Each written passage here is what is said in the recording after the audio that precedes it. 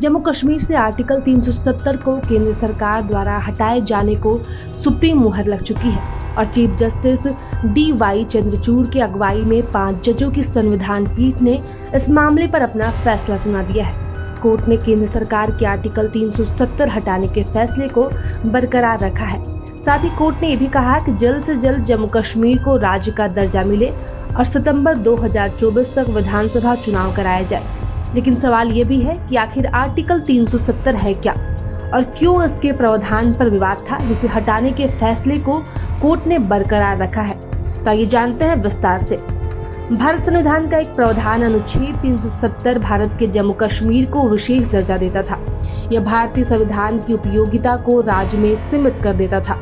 इसके तहत एक प्रावधान तैयार हुआ जिसमें भारत के संविधान का कोई भी अनुच्छेद जम्मू और कश्मीर पर लागू नहीं होता था, सिवाय अनुच्छेद 1 के, जो कहता है कि भारत राज्यों का एक संघ है। हालांकि किसी भी बदलाव के साथ संविधान के किसी भी हिस्से को राज्य में लागू करने की ताकत मात्र भारत के राष्ट्रपति के पास थी, वो भी जरूरत पड़ने पर। हालांकि इसके लिए भी राज्य सरकार की सहमति होनी चाहिए। इस अनुच्छेद के तहत यह कहा गया था कि भारतीय संसद के पास केवल विदेश मामलों, रक्षा और संचार के संबंध में ही राज्य में कानून बनाने का अधिकार है। साथ ही इस अनुच्छेद के तहत इस बात की भी सीमा थी कि इसमें संशोधन कैसे किया जा सकता है।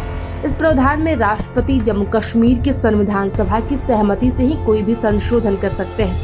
बता दें कि जम्मू कश्मीर की संविधान सभा का गठन 1951 में किया गया था, जिसमें 75 सदस्य शामिल थे और इसी सभा के द्वारा जम्मू कश्मीर के संविधान का मसौदा तैयार किया गया था। यह मसौदा भी ठीक उसी तरह तैयार किया गया था जैसे भारत की संविधान सभा ने भारतीय संविधान का मसौदा तैयार किया था। ऐसे में अनुच्छेद 370 के तहत जम्मू कश्मीर का अपना अलग संविधान बन चुका था और संविधान को अपनाने के बाद नवंबर 1956 में जम्मू कश्मीर संविधान सभा का अस्तित्व खत्म कर दिया गया था। प्रभातखबर.com, विश्वास वही, रफ्तार नहीं।